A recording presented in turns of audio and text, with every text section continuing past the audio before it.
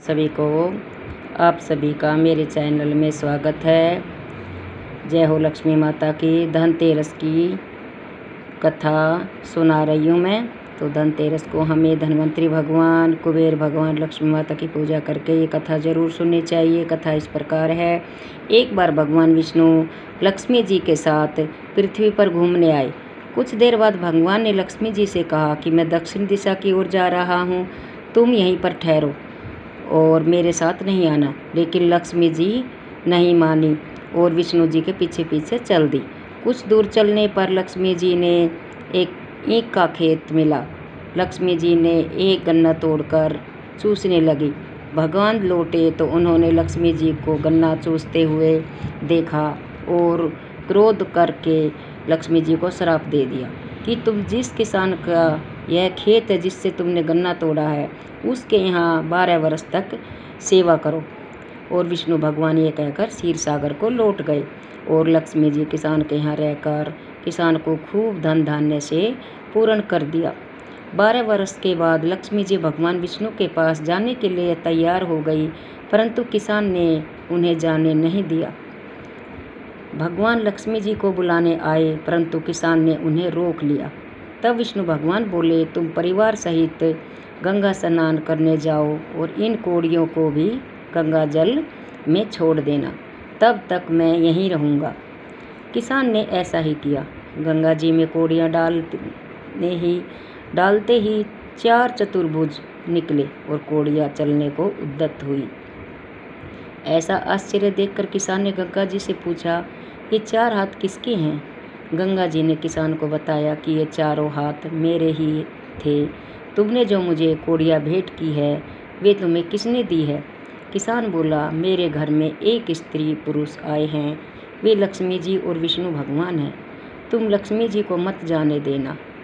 गंगा माता ने कहा, नहीं तो पुण्य निर्धन हो जाओगे।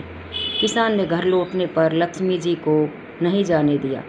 तब भगवान ने किसान को समझाया कि मेरे श्राप के कारण लक्ष्मी जी तुम्हारे यहाँ 12 वर्ष से तुम्हारी सेवा कर रही थी। फिर लक्ष्मी जी चंचल है, इन्हें बड़े बड़े नहीं रोक सके, तुम हट मत करो। फिर लक्ष्मी जी बोली, हे किसान, यदि तुम मुझे रोकना चाहते हो तो कल धनतेरस है, तुम अपना घर स्वच्छ रखना, साफ सुथरा रखना। रात्रि में घी का दीपक जला कर रखना, मैं तुम्हारे घर आऊँगी। तुम उस वक्त मेरी पूजा करना, परंतु मैं अदृश्य रहूँगी। किसान ने लक्ष्मी जी की बात मान ली और लक्ष्मी जी द्वारा बताई विधि से पूजा की। उसका घर धन धान्य से भर गया। इस प्रकार किसान प्रतिवर्ष लक्ष्मी जी को पूजने लगा तथा अन्य लोग भी उनका पूजन करने लगे। तो इस तरह हमें धनतेरस को लक्ष्मी जी की पूजा करनी चाहिए और उस दिन हमें यमराज की भी पूजा करनी है। तो यमराज की कथा इस प्रकार है। एक बार यमदूतों ने यमराज को बताया कि महाराज, अकाल मृत्यु से हमारे मन भी पसीज जाते हैं। यमराज ने गर्वित होकर कहा, क्या किया जाए? विधि के विधान की मर्यादा हेतु हमें ऐसा अप्रिय कार्य करना पड़ता है। यमराज ने अकाल मृत्यु से बचने का उपाय बताते हुए कहा, धनतेरस के पूजन एवं दीपदान को विधि पूर्वक अर्पण करने से अकाल मृत्यु से छुटकारा मिल सकता है। जहाँ जहाँ जिस जिस घर में यह पूजन होता है, वहाँ अकाल मृत्यु का भय नहीं रहता है। इसी घटना से धनतेरस के दिन धन्वंतरी पूजन सहित यमराज को दीपदान की प्रथा का प्रचलन हुआ।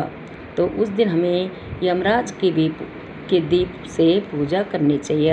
यमराज जी का दीपक जलाकर दरवाजे पर तेल का दीपक जलाए और चावल, फूल, अबीर से मतलब यमराज जी की भी हमें पूजा करनी है, उनका ध्यान करना है। और ये दीपक हमें 5 दिन तक रोज़ लगाना है शाम को। तो ये थी मेरी धनतेरस को लक्ष्मी जी की, कुबेर जी की कथा और यमराज की कथा। तो कैसी लगी?